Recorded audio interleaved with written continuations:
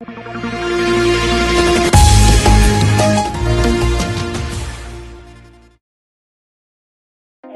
आप देख रहे हैं जनमंच खबर और हिंद मोर्चा का ज्वाइंट एडवेंचर। विधानसभा चुनाव 2022 के निमित्त पनियारा विधानसभा में है और यहां बहुजन समाज पार्टी के प्रत्याशी द्वारा जनसंपर्क किया जा रहा है, घर घर जनसंपर्क किया जा रहा है। तो जब भी कोई प्रत्याशी किसी गांव में, किसी क्षेत्र में और किसी विधानसभा क्षेत्र में जाता है तो सबसे पहले क्यूरियोसिटी होती है लोगों के अंदर कि वो जाने कि वो प्रत्याशी क्या है और उसके विजन क्या है, कहाँ से आए हैं और राजनीतिक जीवन में कदम कैसे रखा। पहली बार हमारे चैनल पर स्वागत करते हैं ओम प्रकाश चौरसिया जी का।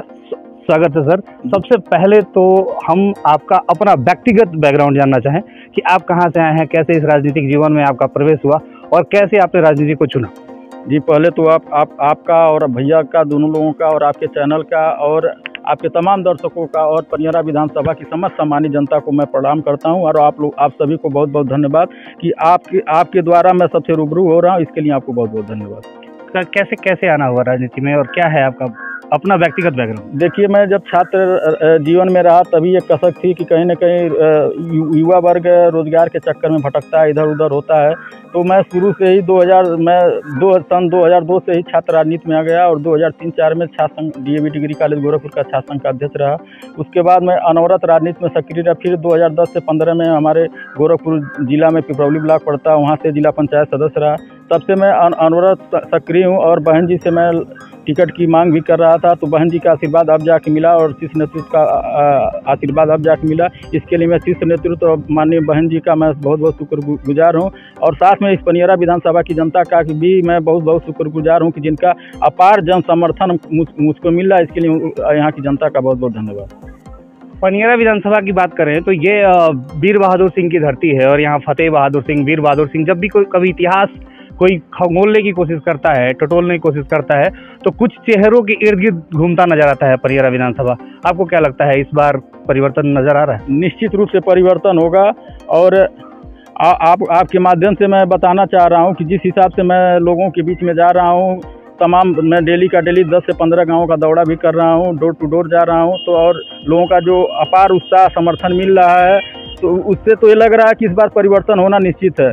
मैं जो मुद्दा लेके लोगों के बीच में हूँ, SSS+R, SSS मतलब शिक्षा, स्वास्थ्य, सुरक्षा और रोजगार। तो इस मुद्दे को लेके मैं लोगों के बीच में जा रहा हूँ और लोगों का अपार जन समर्थन भी मिल रहा है और सर्व समाज मेरे साथ है। और मैं आपके माध्यम से बताना चाह रहा हूँ, मैं चुनाव जीतने भी जा रहा हूँ और बहन जी हमारी सरकार बनाने जा रही है। आपके विपक्ष में दो प्रमुख गठबंधन है, एक समाजवादी पार्टी का गठबंधन, एक भारतीय जनता पार्टी का भी गठबंधन। कहने के लिए तो भारतीय जनता पार्टी विश्व की सबसे बड़ी पार्टी है, लेकिन यहाँ उसका गठबंधन मैदान में है। आपको क्या लगता है इन दोनों गठबंधनों के खिलाफ अकेले बहुजन समाज पार्टी कितना खड़ी हो सकती है? आप देखिए, दोनों जैसे मैच का A और B टीम होती है तो भाजपा और सपा दोनों का A और B टीम है, तो ये लोग कहीं टिकने वाले नहीं हैं और ये जनता और सारे लोग जान गए हैं। आप देखे होंगे कोविड काल में अपने देश का एक एयर इंडिया हुआ करता था जिससे तमाम कोविड काल में लोग बाहर से आए, वो भी लोग बेच दे रहे हैं। पूरा रेलवे बिक जा रहा है, एयरवे बिक जा रहा है, सारा तो बिक जा रहा है। तो क्या बच रहा है अपने पास? न रोजगार का कोई वो है।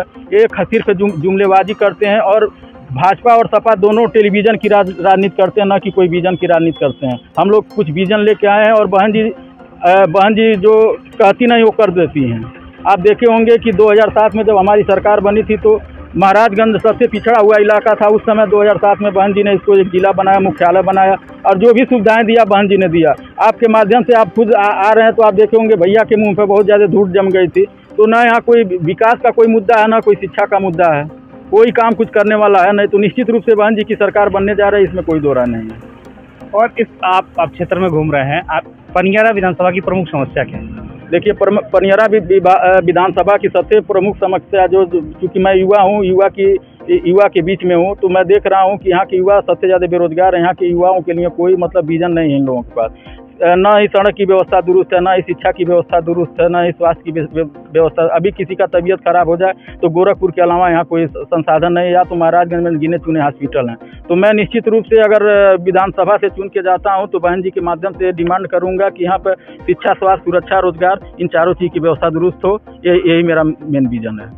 युवा, आपने कहा अभी युवाओं की बात हो रही है, तो युवाओं के लिए शिक्षा, स्वास्थ्य, सुरक्षा तो है, लेकिन जब चुनाव के सीजन आते हैं, इसके पहले चुनाव में बड़ी बड़ी सभाएं, बड़ी बड़ी रैलियां होती थी कहने के लिए, इस बार भी हो रही हैं प्रोटोकॉल के तहत जहां भी हो रही हैं।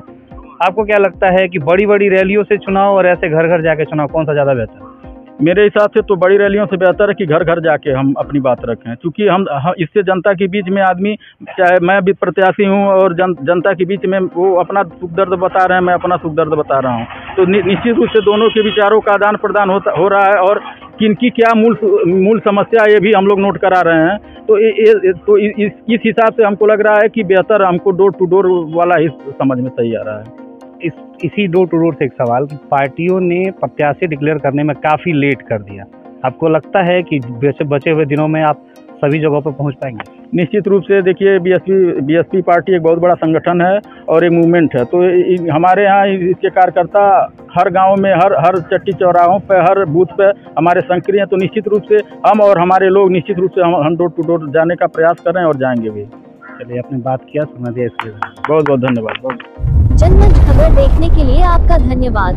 हमारे YouTube चैनल को सब्सक्राइब करें, Facebook और Instagram पर फॉलो करें तथा कमेंट में अपनी राय अवश्य दें। धन्यवाद।